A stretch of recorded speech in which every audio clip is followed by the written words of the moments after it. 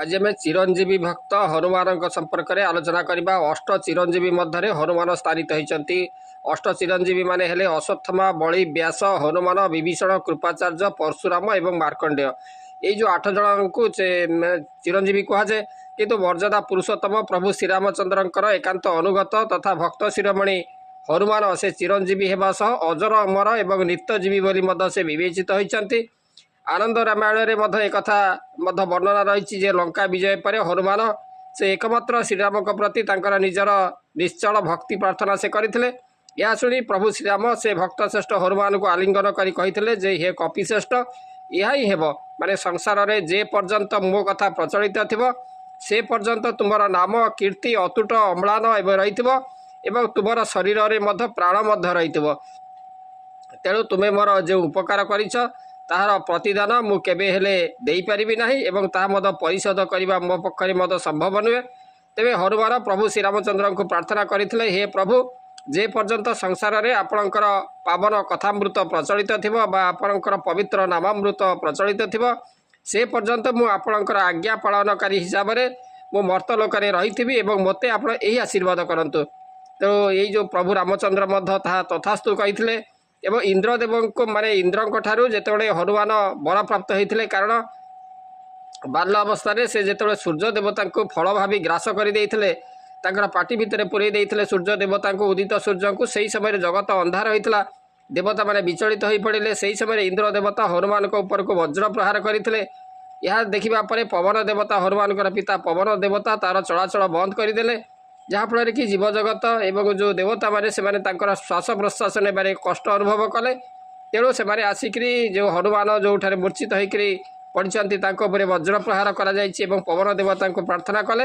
एवं से ही समय समस्त देवता आसी से कौन करते ना पवन देवता को खुशी करने हनुमान को ऊपर वरदान देते। हनुमान को ऊपर आशीर्वाद प्रदान कर संज्ञा फेरी आसी एवं समस्त देवता वर प्रदान करते। तेणु इंद्र देवता शरीर को वज्र माने वज्रांग करदे, वज्र ठारू आहरी कठिन करदे। से हनुमान गोटे नाम होता वज्रांग बाली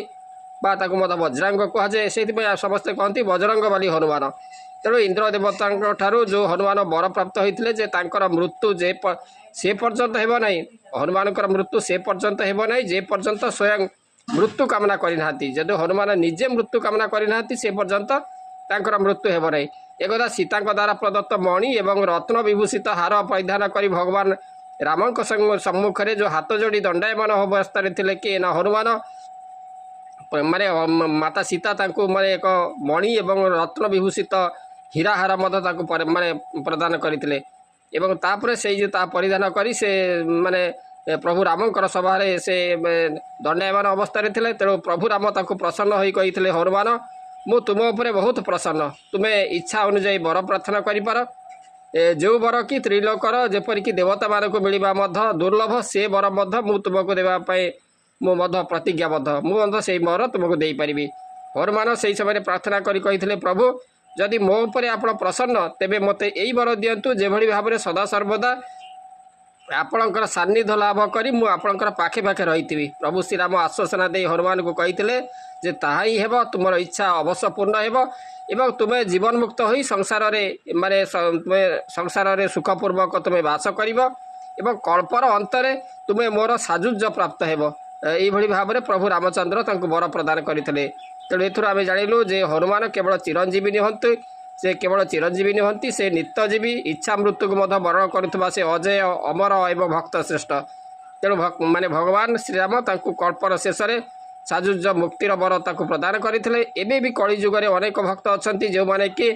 हनुमान दर्शन कौन ना कौन रूप से पाई था। केतबेले एक वृद्ध मांकड़ रूप में आसती तो केतबेले कौन एक जिते आम तुलसीदास को तो कुष्ठ रोगी रूप में एक वृद्ध कुष्ठ रोगी रूप में जो हनुमान दर्शन देते। तेणु आज अनेक से जो भक्त मान को विभिन्न रूप में आसती से दर्शन दियंती एवं कौन रूप में भक्त मैंने दर्शन पाई उपस्थिति उपलब्धि करिसेंती। देवी सीता आहरी केतक रामायण देखा जाए देवी सीता पाखक जिते समुद्र लंघन कर से जिते सीता संधान पाई रामकर जो संतक जिते सीता को देले सेतबेले देवी सीता हनुमान उपर प्रसन्न हो जाते चिरंजीवी होगापी वर प्रदान करते कहुए। तेणु हनुमान को आमर जदि देखिए आम हिंदू संस्कृति में रुद्रावतार भाव में ग्रहण करा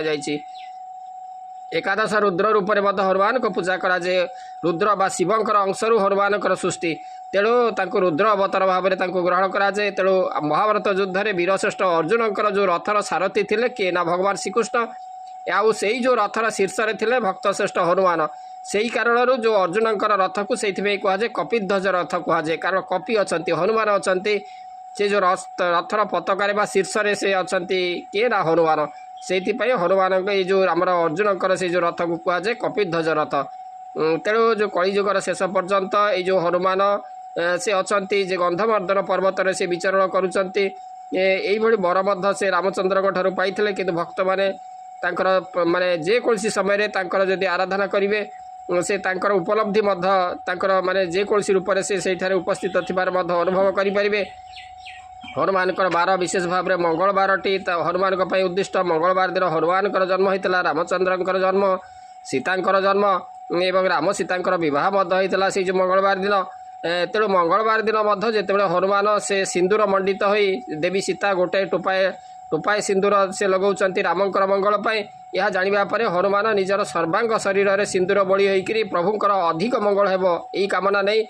से रामंक दरबार को जाइथिले रामचंद्र यह माने जानिबा परे हनुमान जो प्रकृत कारण सिंदूर बोलार कारण संपर्क में जानिबा परे से हनुमान को ऊपर प्रसन्न हो जाइथिले एवं से दिन थिला मंगलवार एवं से प्रभु श्री रामचंद्र घोषणा करथिले जे मोर अनन्य भक्त हनुमान को मंगलवार दिन जो माने नाली सिंदूर अर्पण करेंगे से एवं हनुमान को भक्ति करेंगे से मोर सान्निध्य मध्य से लाभ करें मोर आशीर्वाद मध्य से लाभ करें तेणु यही भाव में थे जो चिरंजीवी भक्त जे कि हनुमान मनोजबंग मारुतुल्लवेगं जितेन्द्रियं बुद्धिमतां वरिष्ठं